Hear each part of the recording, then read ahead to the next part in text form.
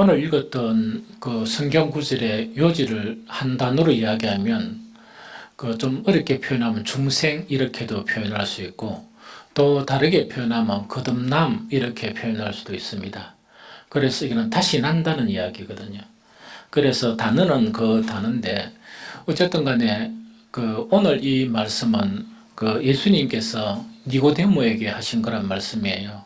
니고데모는 율법으로 대단히 높은 위치에 있는 그런 사람이었어요. 쉽게 이야기하면 오늘날 같은 경우에는 성경을 너무 잘 알아가서 한 신학 박사나 그 이상이 되는 그 사람이 위치에 있는 사람이 바로 니고데모였다 하는 그 이야기죠. 그런데 이 니고데모에게 예수님이 하신 그런 말씀 자체가 바로 이 말씀이에요. 그러면 이 말씀은 상당히 어려워요. 어렵기도 한데 그럼 얼만큼 어려웠는가 하니까 정말 이렇게 성경에 이렇게 도통했다고 생각하는 즉 이스라엘의 이 선생의 위치에 해당되는 이때 선생이라는 것은 일반적인 우리가 선생님 하는 선생님이 아니고 유대의 그런 랍비라 그래요. 즉 이 철저한 그런 교육을 받고 훈련을 받고 난 다음에 인정받은 그런 이 위치에 있는 사람을 이야기합니다. 그래서 이 유대인의 랍비인 니고데모도 오늘 예수님이 하신 이 말씀을 이해하지 못했어요. 그것이 뭐냐? 중생이라는 것하고 또 달리 표현하면 거듭남 이렇게 표현하거든요. 이 말을 이해하지 못했어요. 그런데 예수님의 이 말씀이 우리 신앙생활에서 왜 중요하냐? 예수님은 결론적으로 사람이 아무리 신앙생활을 하더라도 거듭남이 없이는 즉 중생이 없이는 천국을 보지도 못하고 또 천국에 들어가지 못한다 하는 그 결론의 말씀 때문이에요. 우리가 아무리 열심히 신앙생활을 해도 또 아무리 오랫동안 신앙생활을 했다 손치더라도 거듭남 없이는 즉 중생함이 없이는 결코 어디로 못 가느냐? 천국에 가지도 못하고 또 이때 이 세상에 살면서도 하나님의 나라를 보지도 못한다 하는 그 이유 때문에 그렇다 하는 그 이야기입니다. 그래서 우리는 이 거듭남에 대한 그것이 아무리 어렵다 손치더라도 우리는 이것을 이해하는 그런 신앙이 되어야 되고 또 거듭남이 우리에게 이르는 그런 신앙이 되어야 됩니다. 그래야 우리에게는 뭐냐? 천국 갈 수 있는 그 가능성이 열려 있다 하는 그 자체를 이야기합니다. 그러면 거듭남이라는 것 자체가 이렇게 탁 이렇게 나왔는데 이 학자들은 이 성경의 전체에서 구원을 분석하면서 이 구원의 그런 단계들, 구원의 그런 과정들을 이렇게 연구해가지고 많은 연구의 그런 결과물들이 나타났습니다. 그런데 그 연구의 그 결과물들 중에서도 확인되는 것이 뭐냐니까 사람이 구원받기 위해서는 이 거듭남은 그 구원의 그런 과정 중에서 아주 중요한 과정이다. 왜? 예수님께서 이게 없으면은 이것을 얻지 못하면 천국에 못 간다 그랬으니까. 그래서 대단히 중요하거든요. 그래서 이 거듭남 자체를 이해하는데 정말 어렵단 말입니다. 그런데 이것을 조금 더 이렇게 이해하기 쉽게 하기 위해서 이 한 가지를 갖다가 우리가 인정할 줄 알아야 돼요. 그것 자체가 바로 뭐냐니까 이 인간의 전적 타락이라는 이 이야기입니다. 그러면 성경에 나타나 있는 거 사람이 이 선악과를 통해서 이 죄인이 되었죠. 그 상태 자체를 뭐라고 표현하는가 하니까 전적 타락 이렇게 표현해요. 그래서 인간의 전적 타락을 이렇게 이해하지 못하면 이 거듭남, 중생을 이해하기가 좀 어렵습니다. 왜냐니까 우리가 성경을 보면서 정말 구원은 하나님께로부터 구원이 온다 이렇게 인정하지만 많은 사람들이 이 수세기를 걸쳐서 이 신앙생활을 하는 사람들이 뭐냐? 그것도 인정하지만 우리에게도 이렇게 이 가능성이 있다. 이런 그런 사상들이 상당히 많이 나타났거든요. 그런데 성경은 우리 속에 있는 가능성이 전혀 없습니다. 구원의 가능성이 없습니다. 그 이유는 뭐냐니까 우리가 정말 이 선악과를 통해서 전적 타락을 했기 때문이다 하는 이 전적 타락에 대한 이해가 있어야만이 또 이 중생에 대한 그런 이해도 할 수가 있다 하는 그런 부분이죠. 우리가 전적 타락이라면 이 말을 잘 이해 못합니다. 이해 못하고 오해하는 그런 성도들이 상당히 많이 있거든요. 그거는 왜 그러냐니까 전적 타락하고 완전 타락은 다릅니다. 전적 타락하고 완전 타락은 다른데 이상하게 많은 사람들이 이렇게 우리 인간이 완전으로 타락한 그런 것으로 이래 생각해 버립니다. 완전 타락은 뭔가니까 사탄이나 혹은 지옥 갈 사람들 있죠. 지옥 간 사람들이라 그러면 그 사람들 자체를 보면서 구원을 받을 여지가 전혀 없는 것을 이야기해요.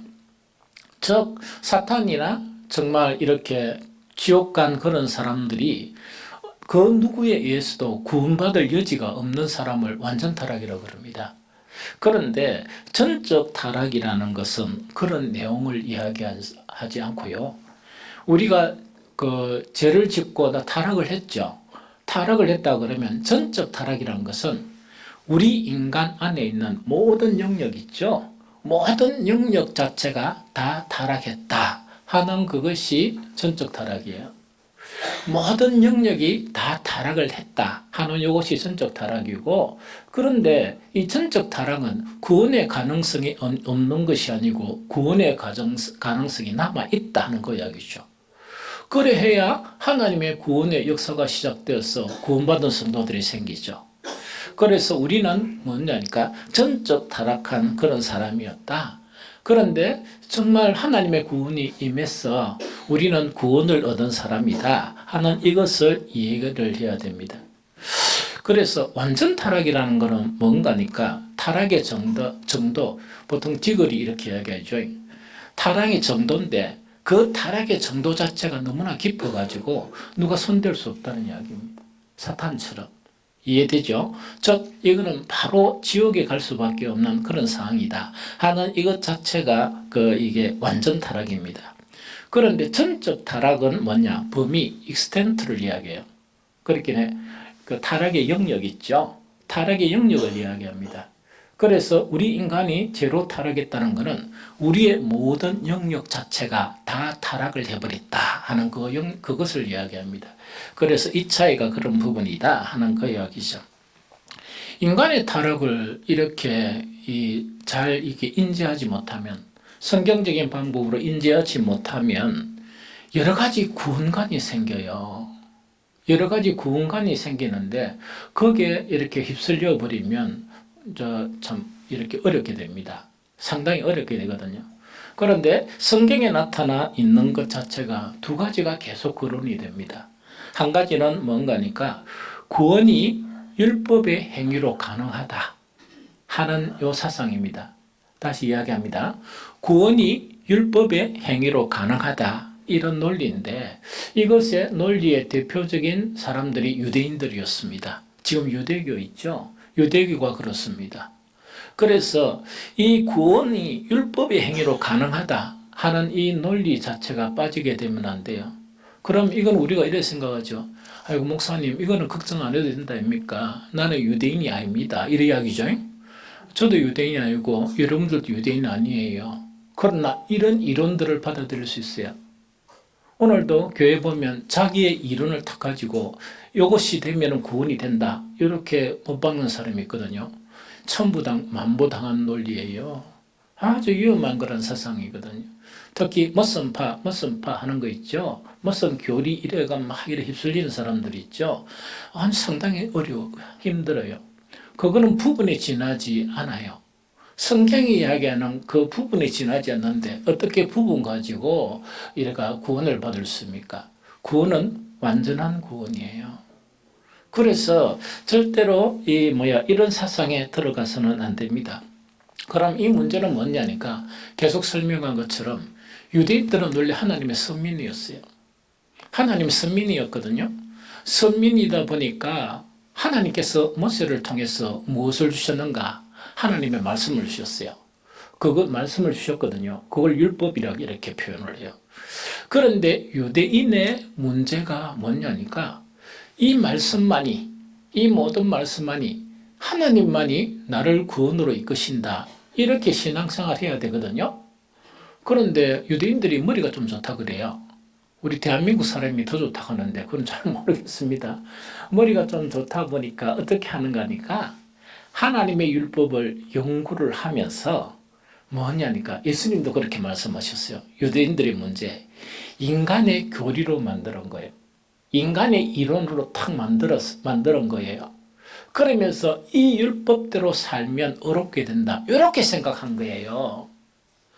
사람이 하나님에 의해서 어렵게 되지, 사람은 뭐냐? 전적 타락이죠. 전적 타락이다 보니까 모든 영역에 타락을 했기 때문에 스스로 이 갱신될 수 있는 그런 여지가 없습니다. 그런 여지가 없거든요. 그런데 자기들은 뭐냐? 연구를 해가 율법을 탁 만들었습니다. 600 몇 가지를 만들어가 이 율법을 지키게 되면 의인이 된다. 이렇게 이제 생각을 했던 거예요. 그런데 여기에 모순이 있죠. 왜 모순이 있느냐? 하나님 순수한 말씀대로 오는 걸 그대로 받고 그대로 다 믿어야 되거든요. 또 그대로 다 이렇게 나아가야 되는데 이게 뭔가니까 전적으로 타락한 인간이 있죠. 이 인간 자체가 하나님의 말씀인 율법을 체계로 하면 전적으로 타락한 그 사람이 율법을 체계로 했다 그러면 요것 자체는 하나님의 완전하고 거룩한 말씀입니까? 타락한 인간의 교리입니까? 타락한 인간의 교리죠. 그래서 율법은 안 되는 거예요. 그 율법은 안 된다 하는 그것을 이야기하죠. 그래서 구약 성경하고 신약 성경을 보면은요, 유대인들의 신앙의 한계성이 있죠.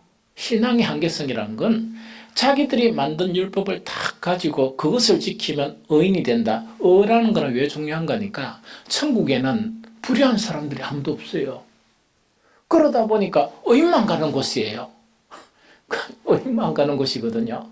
그래서 율법의 행위로 얻어된다 이렇게 생각했는데 구약 성경과 신약 성경에서 유대인의 한계점을 딱 한마디로 표현을 했습니다.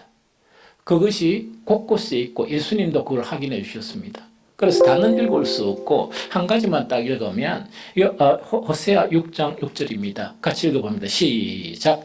나는 인애를 원하고 제사를 원하지 아니하며 번제보다 하나님 아는 것을 원하노라. 다시 한번 더 시작.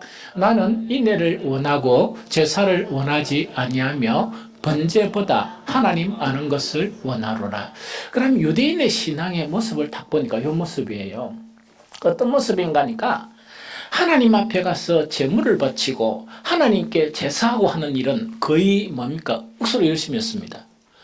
억수로 열심히 하고 모든 힘을 거기에 쏟았거든요. 그런데 이 호세아 선지자를 통해서 하나님께서 말씀하시는 거는 뭐냐? 구원의 말씀, 내가 너에게 준 모세를 통해 준 말씀을 가지고는 그것도 열심히 해야 되지만 또 뭐가 있어야 된다? 인애가 있어야 된다. 인내와 또 뭐가 있어야 된다? 긍휼이 있어야 된다는 이야기죠. 인내라는 건 사랑을 이야기합니다. 그러면은 열심히 이렇게 오늘날 같으면 기도나 예배 생활이나 이런 거 있죠. 막 봉사나 전도나 이걸 열심히 하는 것도 있어야 되지만 뭐가 돼야 된다고요? 하나님의 말씀을 통해서 사람이 바뀌어야 되는데 전적으로 타락한 인간의 본성 이것 자체가 무엇으로 바뀌어야 된다고? 사랑으로 바뀌어야 되는데 그 사랑이 완전한 하나님의 사랑으로 바뀌어야 된다 하는 그 자체를 이야기합니다. 그래서 타락한 인간은 뭐냐니까 자기 사랑을 가지고 있어요. 자기 사랑의 속성을 가지고 있거든요. 그 세상 사람들 다 보면 뭐냐, 이기적인 그 사랑 자체를 표현한다면 이기적인 사랑이에요. 그런데 하나님의 사랑을 표현한다면 어떤 사랑이라고요? 이타적인 사랑이다 하는 그 이야기죠. 그래서 열심히 이렇게 종교 생활을 하는 것만큼 또 뭐가 있어야 된다고요? 사람 자체가 바뀌어서 하나님처럼 완전한 사랑을 배워가는 그것이 나타나야 되는데 한쪽만 나타났다는 이야기거든요. 그래, 이것이 한계점이라는 그 이야기거든요. 그래서 절대로 뭐냐니까 인간의 그런 전적 타락을 이해하지 못하면 우리에게도 가능성이 있으니까 우리가 이렇게 모여서 열심히 이렇게 하고 열심히 이렇게 교리를 만들고 그 교리대로 열심히 살아가면 우리는 구원이 일어날 수 있을 것이다. 이래 생각하거든요. 안 일어납니다. 안 일어나고 절대로 그것 가지고 중생을 얻지 못합니다. 그러니까 니고데모는 율법의 박사고 율법을 가르치는 선생이었거든요. 그래서 그 한계점을 탁 지적하면서 한마디 말씀하신 게 뭐냐? 율법의 대가인 그 시대에 니고데모를 능가할 수 있는 사람이 없는 그런 선생이었는데 네 한계점 자체는 뭐냐? 천국을 못 보는 것이고 네 한계점은 천국을 가지 못하기 때문이다. 그래서 그 한계점을 벗어나는 것은 거듭나야 한다. 하늘로부터 거듭나야 한다. 물과 성령으로 거듭나야 한다 하는 것을 가르치는 거예요. 그렇게 되지 아니하면 아무리 하늘나라 해도 하늘나라가 안 보이고 아무리 하늘나라에 가려고 몸부림치도 하늘나라에 갈 수 없다.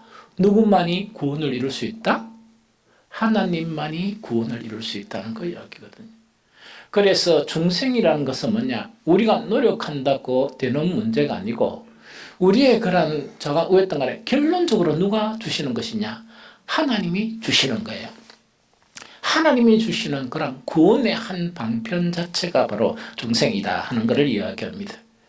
그리고 성경은 율법의 그런 한계성에 대해서 또 이렇게 표현합니다. 로마서 3장 20절 같이 읽어봅니다. 시작.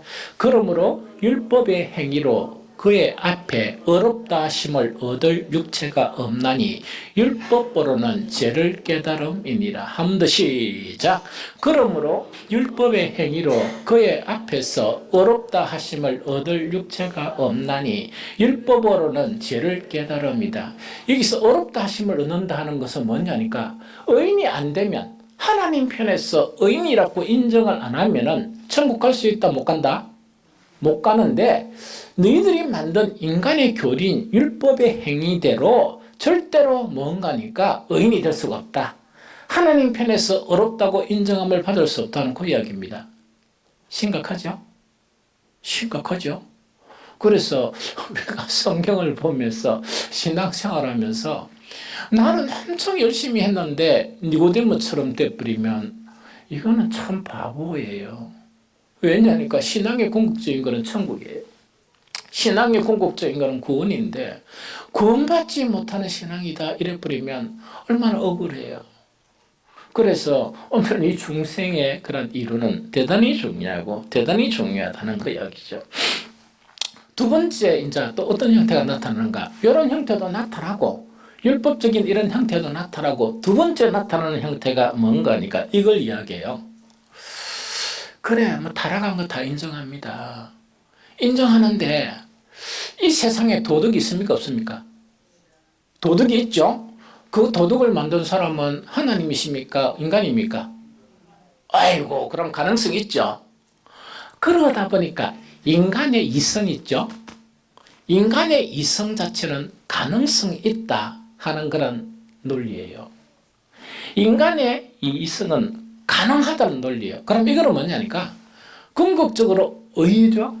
목표가 의라 그러면 인간의 그런 이성적인 부분을 이렇게 그 본성이나 막 죄와 벗어나려고 이래 하면서 도덕적인 그런 부분을 만들어 가면 하나님이 인정하는 의에 도달할 수 있다. 요 관점이에요. 이론적으로 맞는 것 같죠? 맞는 것 같죠? 그런데 이 관점 자체가 이 하나님을 믿는 종교에 여러 이단성이 있는 종파를 만들게 됐습니다. 이해가 되죠? 그 중에 성경에 나타난 가장 이제 많은 그런 내용을 철학이라고 이야기합니다. 그래서 고대 시대의 그런 철학은요, 오늘날처럼 대학의 철학가가 뭐 철학하는 그게 아니고, 고대 시대 철학은 종교였어요. 이 사람을 연구하고, 그 다음에 영혼에 이르는 그런 종교가 뭐냐, 그 당시 철학이었어요. 그런데 이것 자체가 문제가 됩니다. 그러면 여기서 이제 우리가 알아야 될 게 뭐냐니까 지금도 있는 건 모르겠지만 은사 중에 한 분이 총신대학교에 강운상 교수라고 계셨어요. 이제 그분 자체가 이 책을 발간하기 위해서 원고 있죠, 원고. 그렇게 완전 책이 아닌 원고 그거 가지고 강의를 제가 들었습니다. 책 그 전체 한 권을 이렇게 강의를 구원론에 대한 강의를 들었거든요. 그런데 그 원고가 뭐 지금은 책으로 발간됐다는 이야기 들었지만 원고가 있어서 뭐 책을 구입하거나 그런 건 없었습니다. 그런데 이것에 대해서 인간의 이성은 가능하다 하는 그 부분에 대해서 이 총신대학교 조직신학 교수였던 강운상 교수는 무엇을 하나 탁 이래 예를 들었냐 하니까 로마 카톨릭 있죠? 천주교 알겠죠? 로마 카톨릭의 예를 들으면서 이렇게 했습니다. 뭔가니까 로마 카톨릭에서는 인간의 타락을 영적인 부분만 타락했다. 요 이야기예요. 영적인 부분만 타락해가지고 우리 인간의 이성은 타락하지 않았다. 이렇게 된 거예요. 이해가 됩니까? 그럼 노력하면 뭐가 된다고? 하나님의 의에 도달한다 그러죠? 그런데 천주교는 우리 기독교에 없는 게 뭐가 있습니까? 천주교는 성인들이 있습니다. 성인들은 완전한 어려운 사람입니까? 타락한 사람입니까? 기독교는 성인이 아무도 없죠? 그럼 기독교는 질이 좀 낮네? 그게 아니고 개념 차이란 이야기로. 우리 기독교인들은 물어보는 거니까 우리는 전적으로 타락한 사람들이다. 모든 영역에서 우리의 이성도 타락했고 우리의 감성도 타락했고 모든 것이 타락했다 하는 그것을 보는 거예요. 그런데 로마 카톨릭에서는 뭐냐? 도덕을 만들어나고 참되게 살아나고 노력하면 하나님의 그런 경지, 즉 하나님의 의에 이룰 수 있다. 이야기거든요. 그러면 그건 인간의 노력입니까? 아닙니까? 인간의 노력에 의해서 이루어질 수 있다는 그 자체를 주장하는 거예요. 그럼 이렇게 되면 여러 가지 종파가 나오는데 하나가 영지주의예요. 초대교회 교회를 가장 이렇게 힘들게 했던 영지주의. 그 다음에 두 번째 뭐냐? 그 유럽 교회를 몰락하게 한 주의가 무슨 주의인 줄 압니까? 자유주의 신학이에요. 자유주의라는 거는 뭔가니까 이성 중시를 한 거예요. 하나님도 맞으신데 우리가 이성적으로 뭔가를 이렇게 노력하게 되면 그것이 가능성이 있다 이래 했는데 그러면은 그 하나님 중심주의하고 그 다음에 이성 중심주의가 되면 편하기는 엄청 편하겠죠. 우리한테 가능성 두니까 얼마나 편합니까? 편한데 사람들이 잘 몰리겠습니까? 안 몰리겠습니까? 편하니까 다 몰리는데 교회는 몰락해버렸어요. 교회가 몰락돼 버렸습니다. 그런 결과를 가져온 것 자체가 인간의 이성은 가능하다 하는 그것을 이야기합니다. 그런데 이런 것에 대해서 예수님은 뭐라고 하는 거니까 아무리 우리가 이성적으로 이렇게 노력하고 이렇게 모여서 집단적으로 일어날 필요하다 손치더라도 뭔가니까 구원의 한 과정에서 빠질 수 없는 중생, 거듭남에 이르지 못한다 하는 것이 오늘 예수님이 말씀하신 그런 부분이다 하는 그 이야기입니다.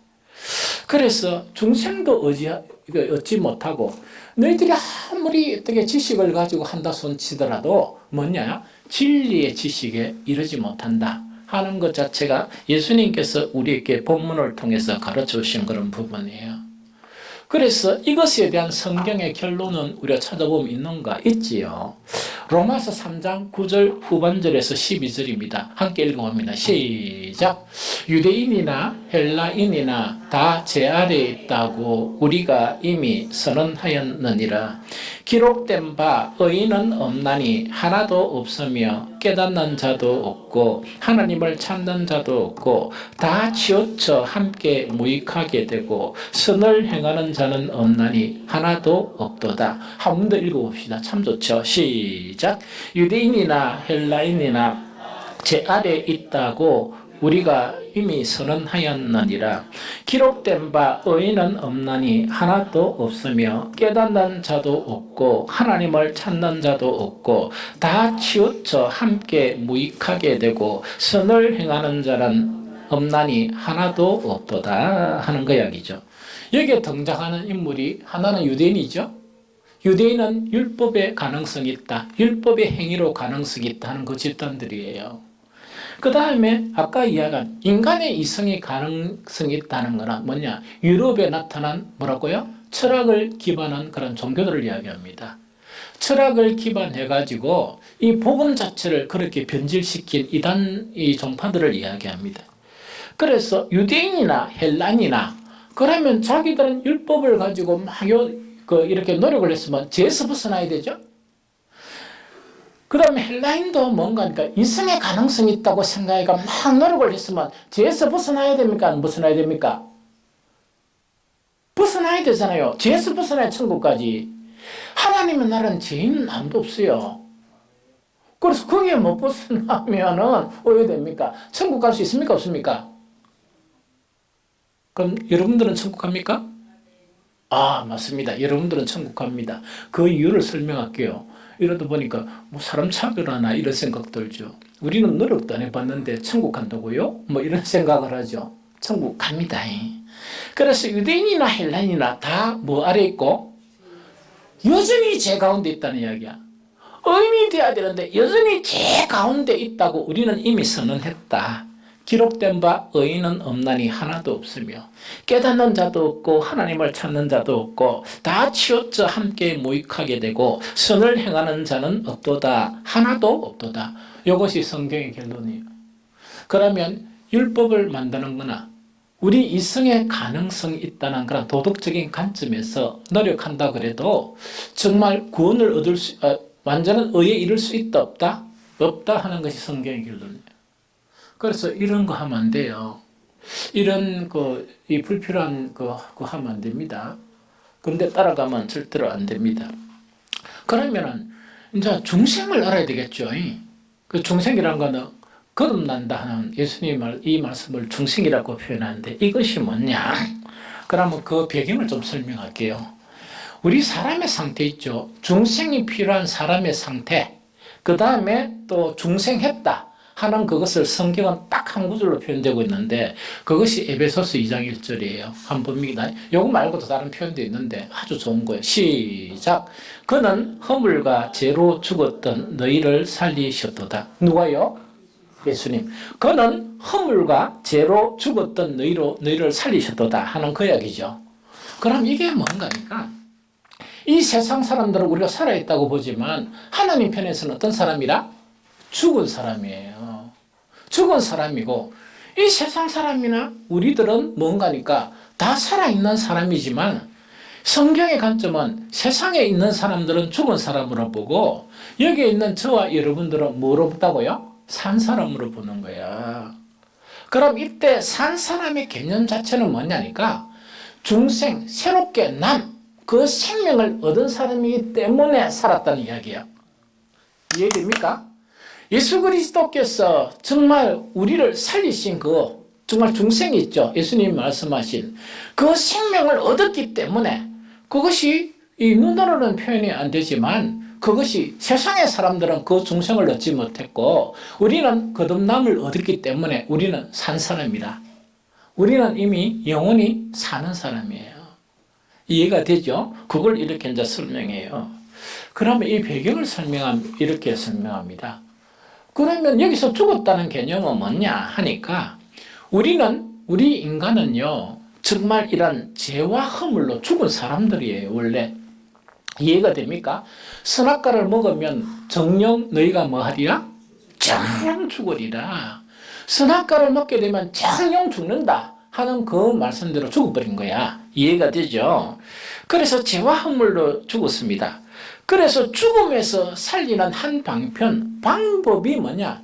하나님께서 하시는 우리를 거듭나게 하신 거예요.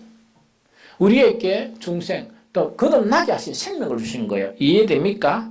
그래서 이것은 재창조와 같은 의미예요. 하나님이 우리 인간을 창조하셔서 인간이 됐죠?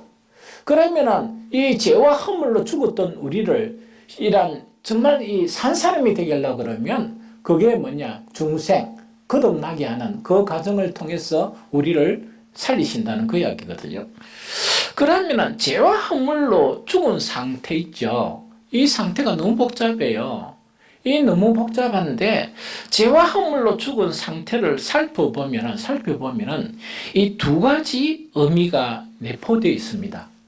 내포되어 있는데 한 가지는 뭐냐니까 이 폴루션 이래가 오염을 이야기합니다.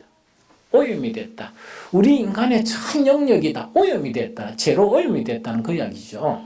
또 두 번째는 뭐냐? 죄체, guilt라 그러는데 이거는 이제 어떤 의미인가 하니까 이 죄체는 죄에 대한 그런 책임이 우리에게 나타난다는 이야기죠. 책임이 작용한다는 이야기라. 그래서 죄에 대한 책임 자체가 나타나기 때문에 하나님께서 말세에 우리에게 그리스도를 보내셔서 뭘 하십니까? 심판을 하시죠. 그래서 이 죄와 허물로 죽은 자들은 하나는 오염된 상태고 하나는 뭐냐? 죄책을 가지고 있는 이 죄에 대한 그런 법적인 책임을 감당해야 되는 그 자체 두 가지를 가지고 있는 게 이 죄와 타락한 그런 부분입니다.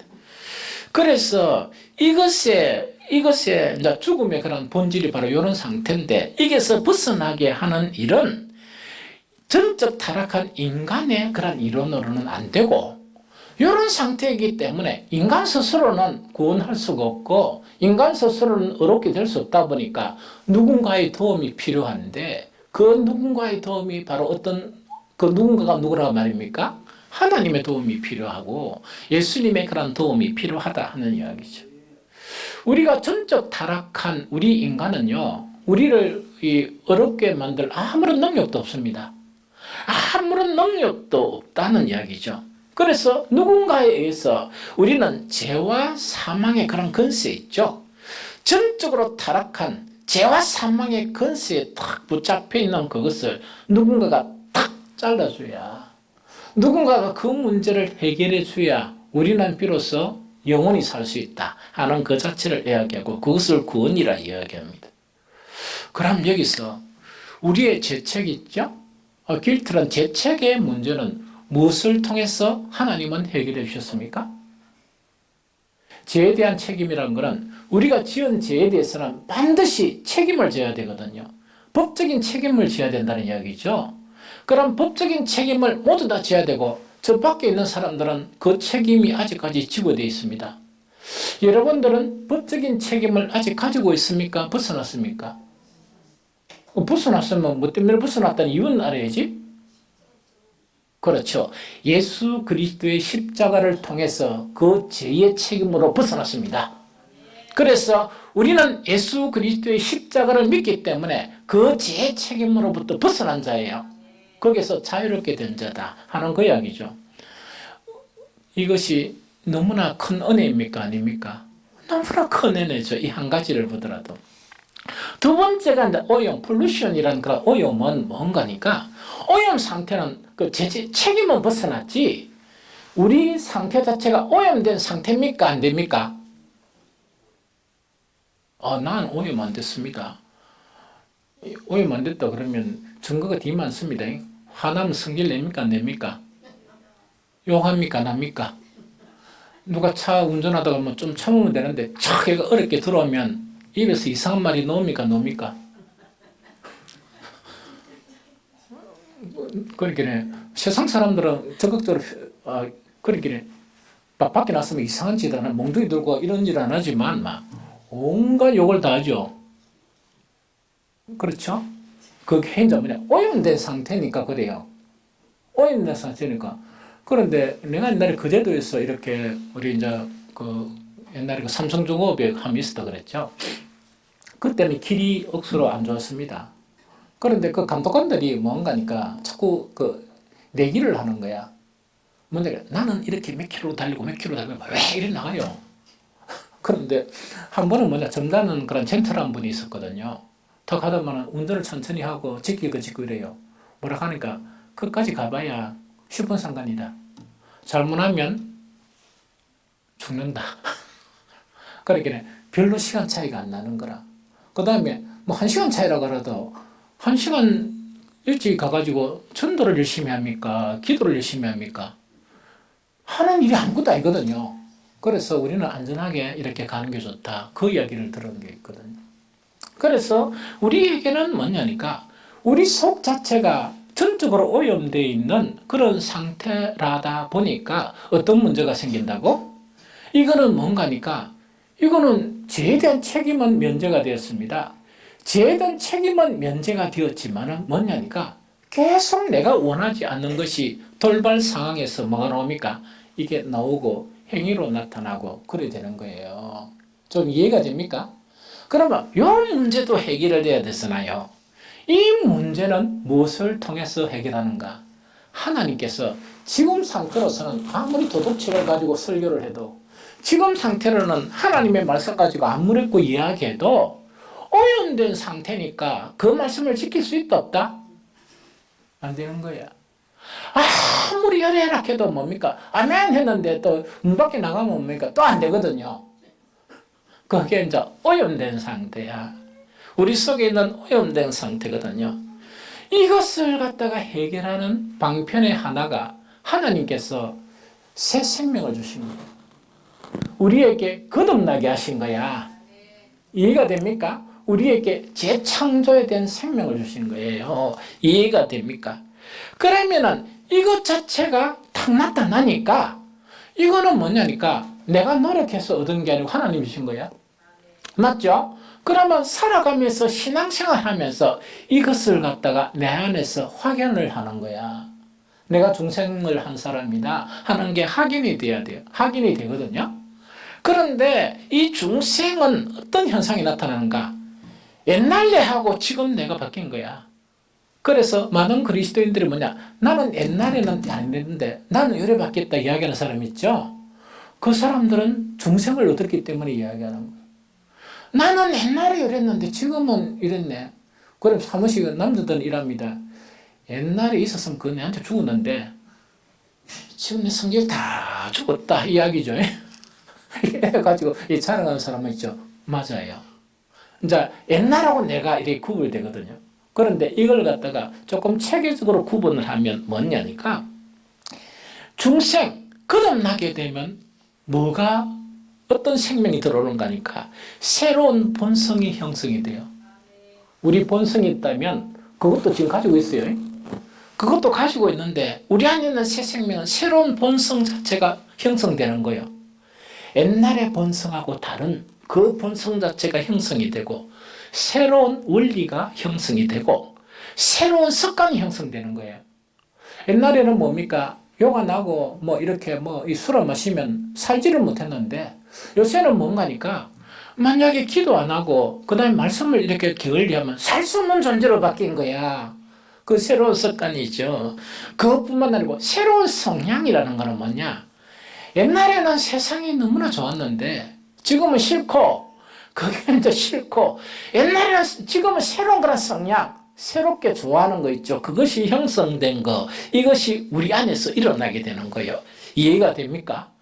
이것이 일어나다가 보니까 그런데 여기서 이 현상 자체는 딱 번개가 칠수 딱 해가 완성된 상태입니까? 점진적으로 이렇게 나타나는 상태입니까? 완성된 거 아닙니다. 하나님이 중생은 한 번에 일어나요. 중생은 한 번에 일어나지만은 중생 자체가 이렇게 강해지고 완성되는 것은 점진적으로 시간이 지나가면서 이래 바뀌는 거예요. 그래서 어떤 사람은 빨리 바뀌는 사람도 있고 어떤 사람들은 너무나 지루하게 천천히 바뀌는 사람도 있고 어떤 사람은 하나도 안 바뀌는 사람도 있습니다. 안 바뀌는 사람은 교회를 나와도 중생을 받았습니까? 못 받았습니까? 못 받은 형태가 될 수가 있어요. 불행하게도.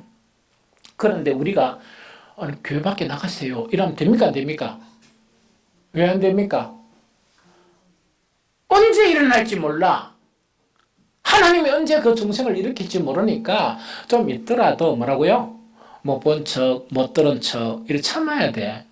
그래서 교회 잘 다니고 특히 직분을 잘 받으려고 그러면 뭐를 잘해야 된다?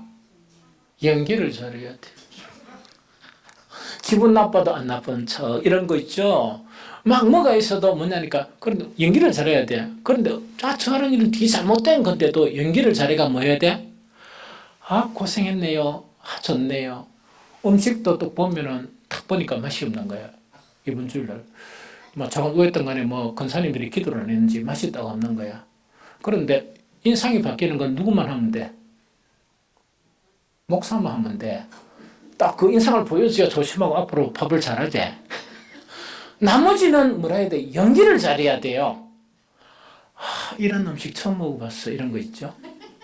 그 다음에 그 사람들 좀 바뀌잖아. 바뀌면 와 너무 예쁘다 이런 거 있죠. 목사 입에서 나오는 대부분은 거짓입니다.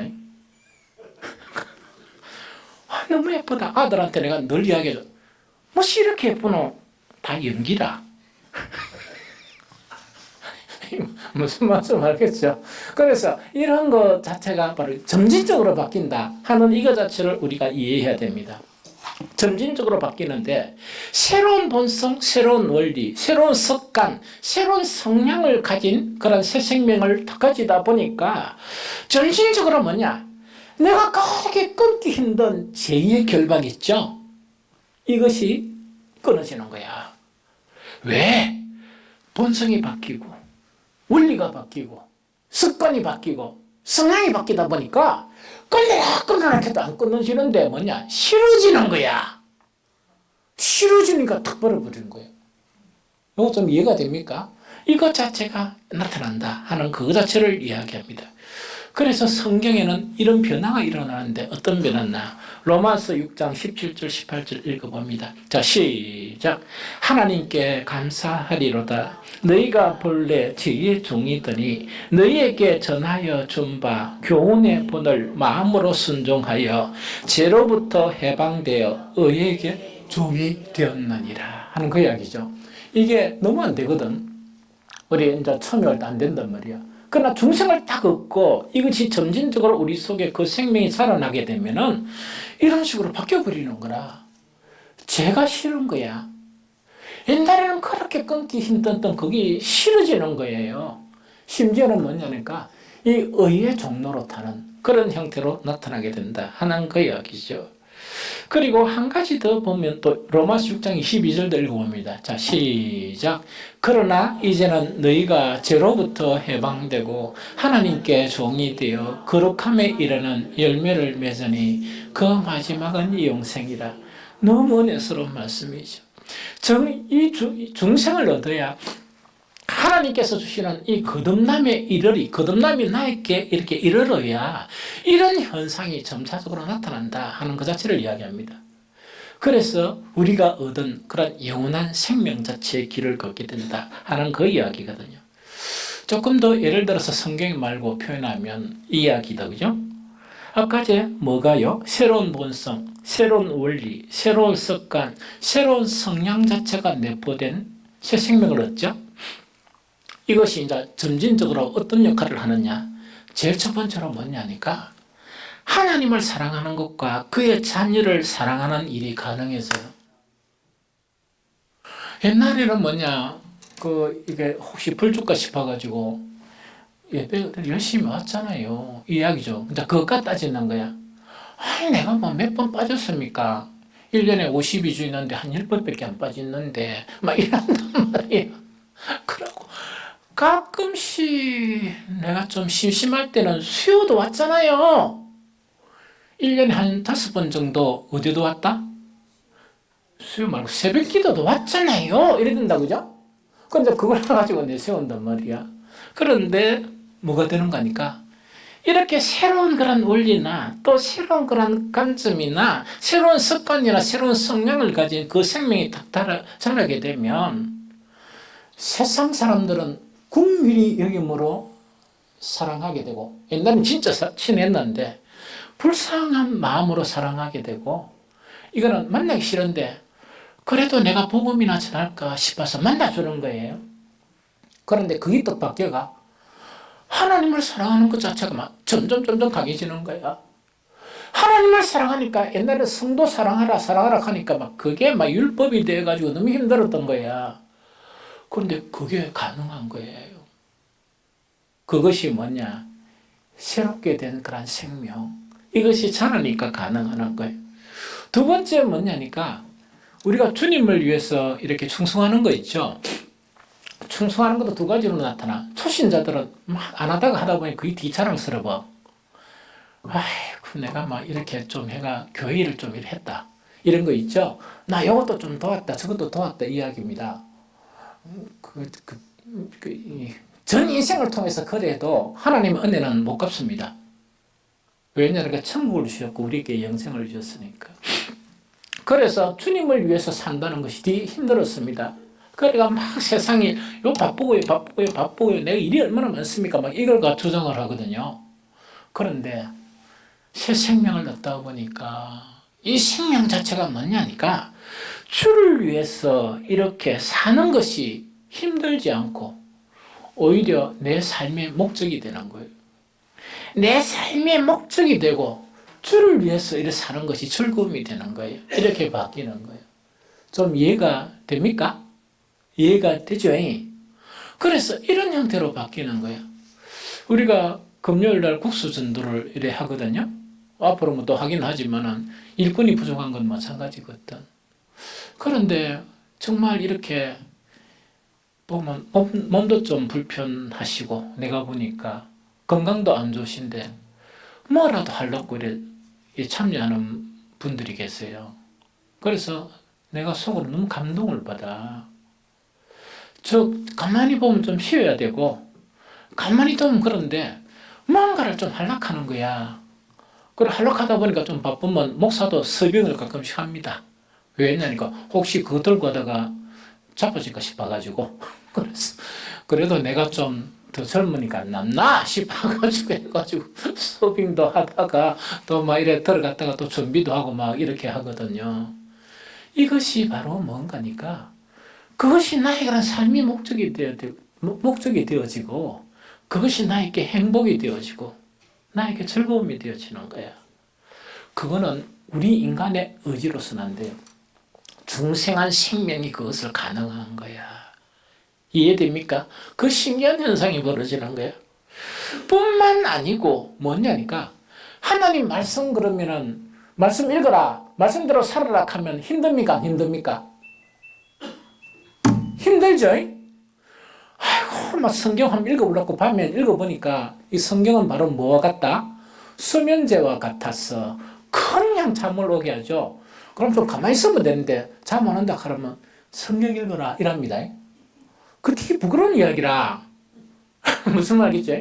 그런데 중생한 생명이 되면 어떻게 되는 거니까 말씀을 읽고 이런 게 아니고 말씀의 순종이 힘이 안 들고 즐거움이 되는 거예요. 그럼 그 성경 한 구절 읽어볼까요? 시편 40편 8절 읽어봅니다. 자, 시작. 나의 하나님이여 내가 주의 뜻 행하기를 즐기오니 주의 법이 나의 심중에 있나이다 하였나이다. 이것은요 중생한 사람들 중에서 그 생명이 좀 강하게 나타나는 사람들의 고백이 이런 고백이다 하는 것 자체를 이야기합니다. 이제 마지막으로 여러분들이 기다리는 어떻게 하면 중생을 얻느냐? 어떻게 하면 중생을 얻느냐? 이제 결론입니다. 요거하고 이제 마치니까 오늘 대단히 중요하거든요. 오늘 혹시 속으로 하면서 이런 질문이 있으면 이해를 잘한 사람은 설명을 해줘야 돼. 이 분량이 너무 많아가 제가 이 줄인다고 엄청 고생 많이 했습니다. 그래서 가장 필요한 부분만 이렇게 전하거든요. 그럼 어떻게 중생이 얻느냐? 중생에 대한 성경적 원리 있죠. 원리는 이게 복잡하지만 내가 한 3가지를 탁 이렇게 했습니다. 한 가지는 뭔가니까 아까 구원의 과정이 있었다 그랬죠. 구원의 과정 속에서 중생이라는 것은 앞에 있는 2가지 결과를 통해서 나타나는 현상이 중생이에요. 그래서 이거는 뭐라고 부르는가 하니까 하나님의 예정이라는 말 들어봤어요? 우리 장로교 출신들이 장로교 다니는 사람들이 예정을 모르면 안 돼요. 이 장로교 교리 중에 가장 강한 교리가 뭐냐? 예정설이에요. 그래서 하나님의 예정과 또 하나님의 부르심의 결과로서 중생을 이야기합니다. 성경은. 그래서 구원의 시작이 있죠. 우리가 구원받는 시작은 뭐냐니까 성경에 보면 하나님의 예정과 하나님의 예정이라는 하나님의 계획이에요. 우리를 향한 하나님의 계획과 또 한 가지는 뭐냐? 하나님이 우리를 부르신 거예요. 우리가 오해하면 내가 교회 나왔습니다. 이렇게 이야기하죠. 내가 나가기 싫은데 누가 자꾸 괴롭혀가지고 그래도 내가 나왔습니다. 이래가지고 그거는 아니고 나중에 알고 보면 뭐냐? 하나님이 우리를 부르셔서 여기 앉아있는 거예요. 또 하나님께서 우리를 이미 예정하셔서 우리가 앉아있는 거예요. 그래 하나님의 예정과 부르심의 결과로서 중생을 성경에서 말합니다. 그러면은 한 읽어봅니다. 에베소서 1장 5절 읽어봅니다. 성경 구절 시작. 그 기쁘신 뜻대로 우리를 애정하사 예수 그리스도로 말미암아 자기의 아들들이 되게 하셨으니, 여기에 그 기쁘신 뜻대로 우리를 뭐 했다? 애정했다는 이야기죠. 즉 우리 한 사람 한 사람은 하나님의 계획 가운데 있었어요. 하나님의 계획 가운데 있었습니다. 그래서 이제 구원에 이르러졌고, 그 다음에 두 번째 로마서 1장 6절 읽어봅니다. 시작. 너희도 그들 중에서 예수 그리스도의 것으로 부르심을 받은 자니라. 부름을 받았다. 즉 이제 두 가지를 요약하면 하나님이 이미 우리를 계획하시고자는 그 계획이 있었고, 두 번째 하나님께서 우리를 때가 될 때 우리 한 사람 한 사람을 불러주셨다는 그 이야기입니다. 이 두 가지가 구원의 그런 시작입니다. 알겠죠? 그래서 뭐 내가 선택하고 내가 믿고 하는 그건 아닙니다. 이해가 됩니까? 그래서 이제 이것을 통해서 뭐냐니까 연이어 나타나는 것이 하나님께서 우리를 뭘 하겠다? 거듭나게 하셨다 하는 그 자체를 이야기합니다. 요거 이해됩니까? 그런데 여기서 장로교 교회 다니는 사람들이 주의해야 될 게 하나 있습니다. 혹시 여러분들 속에 이것이 있다면 이것을 지워버려야 돼요. 이 오해를 벗어나야 됩니다. 여기에서 우리 장로교 교리에서 가장 강조되는 것은, 우리는 이제 그 켈빈에 의해서 장로교 교리가 형성이 됐거든요. 그런데 이 켈빈의 그런 사상 중에서 애정설이 있습니다. 애정설이 있거든요. 그런데 이 프로테스탄트 종교개혁자들의 종교개혁 자체는 어떤 문제를 대한 대항이죠. 타락한 그때 천주교에 대한 저항이었습니다.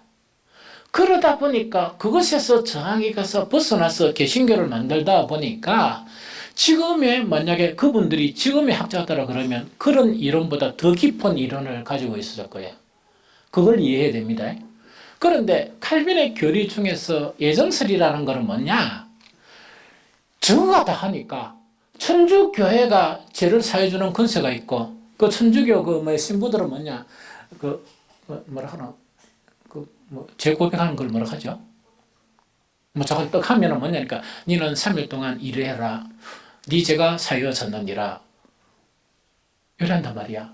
그럼 또 한번 타기가 만나겠습니다. 난 요지 재고 요지 하면, 니는 일주일 동안 기도를 하고 3일은 금식해라. 네 죄가 사여지느니라. 재밌죠? 그런데 만약에 그럴 때 이 신부가 네 죄가 사여졌느니라 했는데 하나님이 아니다 임마. 미안합니다. 이거 뒤에구나. 아니다 내 종아. 이러면 엄청 곤란한 문제가 벌어지겠죠. 이해가 됩니까? 그러면 그에서 저항하는 게 뭔가니까, 애정설이라는 것은 하나님의 주권을 강조하는 거예요. 인간이 하나님의 주권을 도둑질하고 가지고 있는 그것을 다시 다 모아가지고 뭐 한다고요? 하나님의 주권을 세우는 것이 애정설에 대한 내용입니다. 그래서 모든 것이 하나님의 애정과 하나님의 선택에 의해서 구원을 받은 거지, 인간이 노력하고 인간이 뭘 한다 그래가지고 그것 가지고 구원이 얻어지는 건 아니다 하는 이 요지가 애정설의 그런 요지입니다. 이거 좀 이해가 됩니까? 이해가 됩니까? 그런데 이 애정설을 가지고 내 장로 교회에서도 봤어요. 막 그거 가지고 싸움이 일어나. 한 교회는 이 교회가 분쟁이라고 대판 싸움이 나는 거야. 장로가 이 목사 있죠. 그 중간에 이제 부임한 목사 이래가 마음에 안 들고 쫓아보냈던 거야. 쫓아보내니까 그 목사님 진실하게 막 했는데, 그 일반 초신자들이나 그 사람들이 보니까 목사님이 맞는데 왜 장로들이 쫓아나, 이 이야기거든요. 그래가 많은 사람들이 세상으로 돌아가 버렸습니다. 장로들이 만나서 이야기하는 말, 하나님의 애정이 있잖아. 지금은 당장 교회를 나가더라도 하나님의 애정이 있으니까 올 사람은 온다. 이렇게 골빈 인간들, 그거는 장로가 되면 안 됐었어요. 그게 무슨 장로라. 그게 무슨 장로라. 그래가지고 그 초신자들이나 그 교인들이 흔들리는 걸 생각 안 하는 거야. 하나님의 애정이 있으면 언제 또 돌아오지 고생하다가 나가라 캐라 이런 거 있죠. 우리 피카소 온교에 그런 사람이 있으면 곤란합니다. 없겠지만 이게 이제 뭔가니까 이거를 갖다가 칼빈의 애정서를 가지고 극단적인 그런 해석을 하는 이런 사람들을 이야기해요. 이것을 뭐라고 이야기하는가? 하이퍼 칼비니즘이라고 그래요. 그래서 하이퍼 칼비니즘이라는 거는 뭔가니까 칼빈주의 하이퍼라는 거는 저쪽에 있다는 이야기거든요. 우리는 이쪽에 있는데 어떤 쪽에 있다? 저쪽에 있는데 저쪽인데 그것도 방향이 많겠죠. 어떤 저쪽이 있냐?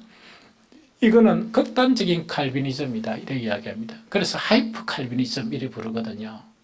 그래서 이런 양반들 자체는 특성이 뭔가니까 하나님의 애정 안에 있는데 우리가 선을 위한 노력을 할 필요도 있다 없다? 그래서 뭐 선을 안 하는 거야.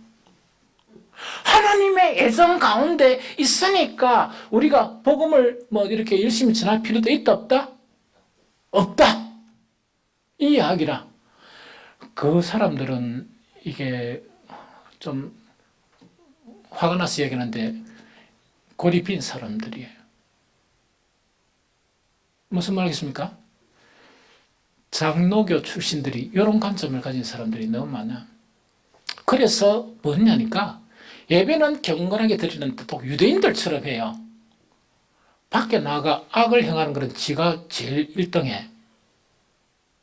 아니 밖에 나가 먹을 게 좀 있으면은 왜 돼?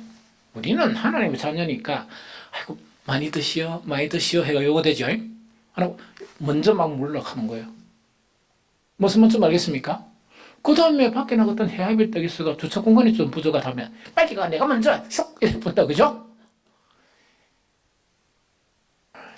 그래 뭐 그것도 하면 좋지. 그러나 내가 좀 손해보고 이래야 되는 거야. 여러분들 우리 교회 오면은 우리 그 직분자들 보면은요.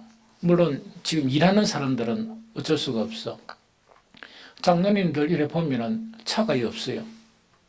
목사차도 평선에 있지만 차가 없어. 처음 밖에 다 이렇게 됩니다. 아파트 안에 됐다가 또 차도로 가고 어떤 때는 이사 뿌리가지고 다음날 가가 창피할까 싶어가지고 몰래 가고 이러거든. 그러니까 이게 선을 행하는 그런 부분이 이렇게 없는 경우가 너무너무 많아요. 그렇게 하이퍼 칼비니즘. 그래서 이런 거는 가장 나쁜 이론이다 하는 그거를 이야기합니다. 그 다음에 이런 사람들이 또 배타적인 경우가 좀 많아요. 그 교회 가보면은 우리는 선택받은 사람이다 하는 유대인들처럼 배타성이 나타나는 거예요.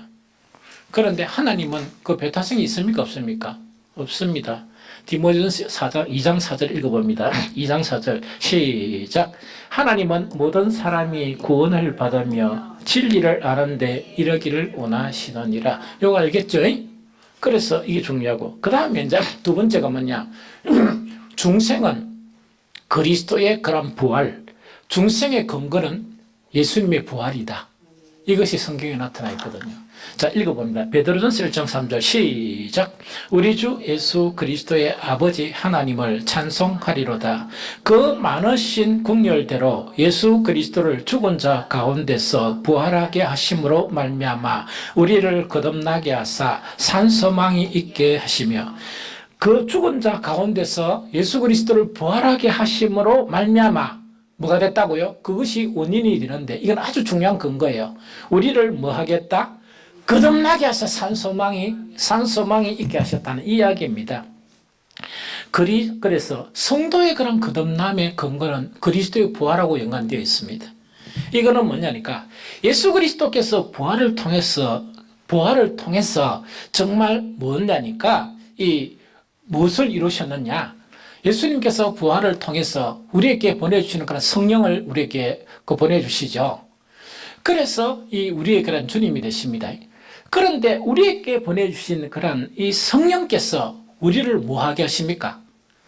보통 예수님이 육신이 이제 십자가에 달리시고 천국 가셨죠. 그런데 예수님은 십자가를 지시 전에 다시 오신다 그랬습니까? 안 그랬습니까? 다시 오신다 그랬는데 하나는 최후의 심판으로 다시 오시고 지금은 다시 반드시 오신다 하는 것은 뭐냐니까 예수 그리스도의 영을 우리에게 보내주심으로 말미암아 그 영이 있어야, 즉 그 영이 있어야 뭐가 됩니까? 그리스도의 임재가 가능한 거예요. 자, 아주 중요한 내용입니다. 그러면은 그 영은 어떤 내용인가니까 그리스도의 영이 우리 속에서 내재함으로 그리스도가 우리 안에 계시죠. 그 그리스도는 부활의 그리스도입니까? 아닙니까? 생명의 그리스도야. 부활의 그리스도다 보니까 우리도 하나님의 능력으로 새 생명, 재창조의 능력, 재창조의 생명을 가질 수 있는 근거가 이루어졌습니까? 안 이루어졌습니까? 이루어졌다는 이야기라. 요거 이해가 됩니까? 그래서 이런 일이 가능한데 이 두 가지 중에 한 가지만 딱 읽고 한번 봅니다. 요한일서 5장 11절 12절을 읽어봅니다. 요한일서 5장 11절 12절 시작. 또 증거는 이것이니 하나님이 우리에게 영생을 주신 것과 이 생명이 그의 아들 안에 있는 그것이니라. 아들이 있는 자에게는 생명이 있고 하나님의 아들이 없는 자에게는 생명이 없느니라 하는 이야기죠. 자, 이거 보면 부활하신 그리스도께서 부활하신 그리스도죠. 하나님의 아들의 능력으로 하나님의 아들로 인정되셨죠. 그러면은 예수님의 부활이 없으면은 왜 됩니까? 우리는 여전히 죄인이야. 그렇죠? 그 부활하신 그리스도가 우리 안에 내재가 되어야 뭐가 됩니까? 우리에게도 새 생명의 가능성이 열리죠. 그래서 예수님은 물과 성령으로 정말 거듭나야 한다는 이야기죠. 그러면 예수님의 부활을 통해서 우리에게 그리스도의 영을 보내주시고 그 그리스도의 영 안에서 예수님은 우리 안에 내재하시는 거야. 예수님 안에 뭐가 있습니까? 생명이 있으니까 우리는 예수님을 영접함으로 말미암아 그 중생을 얻게 되고 영원한 생명을 얻게 된다 하는 이 논리가 바로 부활을 근거로 해서 일어나요. 이거 좀 이해가 됩니까? 그래서 우리는 뭐냐? 예수 그리스도를 소유함으로써 정말 중생을 갖게 되고 그 다음에 영원한 생명을 이룬다 하는 그거 자체를 이야기합니다. 요거 이해가 되죠? 그러면 이 앞에 두 가지가 좀 어렵더라도 누구의 주권입니까? 하나님의 주권이라니까 하나님만 주시는 것이죠?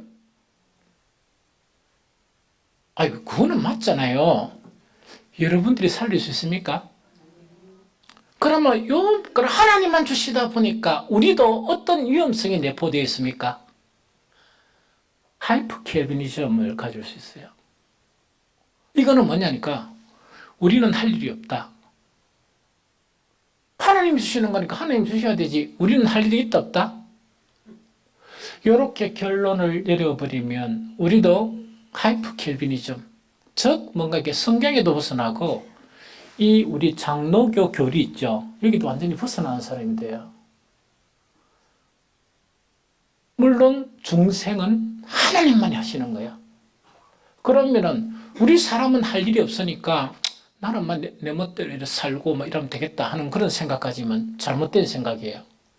그러면 우리가 할 수 있는 것은 무엇이냐 하는 그 이야기거든요. 우리가 할 수 있다는 것은 하나님께서 우리에게 영생을 주시도록 할 수 있는 우리의 일은 있는가 없는가? 그게 대단히 중요하거든요. 여러분들 있다고 봅니까? 없다고 봅니까? 있다고 봅니까? 그래, 그 말 잘해야 돼. 잘못하면 또 이 하나님의 주권을 침해하게 되고 또 하나님 주권 자체가 극단적으로 흐르게 되면 또 뭐냐니까 이거는 벗어나는 또 이단이 돼버리는 거야. 그래서 이런 말이 참 조심해야 돼요. 더 어려워, 중생의 교리가. 그럼 요거를 목사가 고민을 하면서 이렇게 이제 탁 이야기를 하는 거예요. 성경을 보면서. 이거는 뭐냐니까 하나님의 말씀에 대한 우리의 반응이라. 하나님에 대한 하나님의 말씀에 대한 우리의 반응에 따라서 정말 하나님의 놀라운 일, 즉 우리를 중생하시는 그 중생 자체, 거듭남이 우리에게 임하게 될 수가 있다는 이야기입니다. 이해가 됩니까? 자, 베드로전서 1장 23절 읽어봅니다. 시작. 너희가 거듭난 것은 썩어질 씨로 된 것이 아니요 썩지 아니할 씨로 된 것이니 살아있고 항상 있는 하나님의 말씀으로 되었느니라. 한 번 더 시작. 너희가 거듭난 것은 썩어질 씨로 된 것이 아니요 썩지 아니할 씨로 된 것이니 살아있고 항상 있는 하나님의 말씀으로 되었느니라. 아멘. 하나님은 우리를 구원하시죠? 옛날 이스라엘을 서민으로 삼아 구원하시기 위해서 뭘 주셨습니까? 율법으로 하지 말고 구원의 말씀, 생명의 말씀, 진리의 말씀을 주셨어요. 유대인들은 그것 자체를 변질시켰습니다. 뭐라고? 사람이 이론으로 만들었어요. 이런 짓 하면 절대로 안 돼요. 알겠습니까? 우리는 진리의 이론을 만들 능력이 없습니다. 왜? 전적 타락한 인간이니까. 이해가 됩니까? 그래서 구원을 하시기 위해서 말씀을 주신 거야. 그런데 베드로는 이걸 이야기하면서 베드로서 1장 전체를 설명하면 좋겠는데 시간이 너무 많이 걸리고 결론적으로 뭐냐? 너희가 거듭난 거 있죠? 거듭난 것은 썩어질 씨로 된 것이 아니고 썩지 아니할 씨로 된 것이니 살아있고 항상 있는 하나님의 말씀으로 되었느니라. 그러면 우리의 가능성이 있습니까? 없습니까? 있죠? 자, 봅니다. 하나님의 구원의 말씀, 하나님의 생명의 말씀, 하나님의 의의 말씀, 하나님의 구원의 말씀에 대해서 우리가 어떤 반응을 하느냐, 그것에 따라서 나타날 수가 있다는 이야기입니다. 유대인들처럼 쉴 데 없이 인간의 교리로 만들면 지원차만 죽는 게 아니고 누구나 한민족이 다, 즉 이거 저건 다 죽을 수 있는 그런 상황이 됩니다. 그러면 우리는 어떤 반응을 일으켜야 되는가? 제일 첫 번째로요, 하나님의 말씀을 대할 때 하나님만이 우리의 구원이시다는 믿음이 있어야 돼요. 하나님 절대 죽음 맞죠? 우리에게는 가능성이 없고 하나님만이 구원이시다 하는 이 확실한 믿음을 딱 붙들어야 돼. 이는 끝까지 붙들어야 돼. 두 번째는 뭐냐니까 하나님의 말씀만이 구원의 말씀인 것을 믿고 또 붙들어야 돼. 요거 이해가 됩니까? 세 번째는 뭐냐니까 그러면 하나님의 구원의 말씀이니까 내가 구원이 되도록 하나님의 말씀을 근거로 해서 지속적으로 진실된 회개가 일어나야 돼요. 진실된 회개라는 거는 뭐냐? 간단히 설명할게요. 요것만. 세상을 향해 있던 나가 하나님 편으로 딱 방향 선회하는 거예요. 이해가 됩니까? 그럼 세상을 사랑하고 육신을 사랑하고 이래 있던 내가 말씀을 통해서 뭐로 돌린다? 하나님 편으로 돌아가는 걸 이야기합니다. 그럼 끊임없는 회개가 일어나야 한다. 그 다음에 네 번째, 말씀에 대한 순종과 순응이 있어야 된다. 말씀에 대한 순종과 순응이라는 것을 받아들여야 되고 순종이라는 것은 그대로 할 수 있는 일은 해야 되는 일은 해야 된다 하는 이야기입니다. 마지막 다섯 번째 뭡니까? 영을 통해서 거듭나죠? 육을 따르지 아니하고 영을 따르는 삶을 살아야 된다 하는 이야기입니다. 그런데 제가 이 다섯 가지가 우리가 목표를 두고 살아가게 되면 하나님의 놀라운 긍휼과 사랑으로 우리 여기는 다 이미 중생했다고 생각해요. 그런데 아직 중생하지 못한 사람들에게는 또 중생의 그런 능력 있죠. 아까 뭔가 바뀐다 그랬죠. 그 능력이 강하지 못한 사람에게는 하나님의 놀라운 자비와 긍휼과 사랑으로 인해서 우리에게 정말 거듭나는 생명이 이르게 되고 우리에게 가지고 있는 거듭난 생명은 자라게 됩니다. 이런 복을 누리는 저와 여러분들이 되시기를 예수 그리스도 이름으로 축복합니다.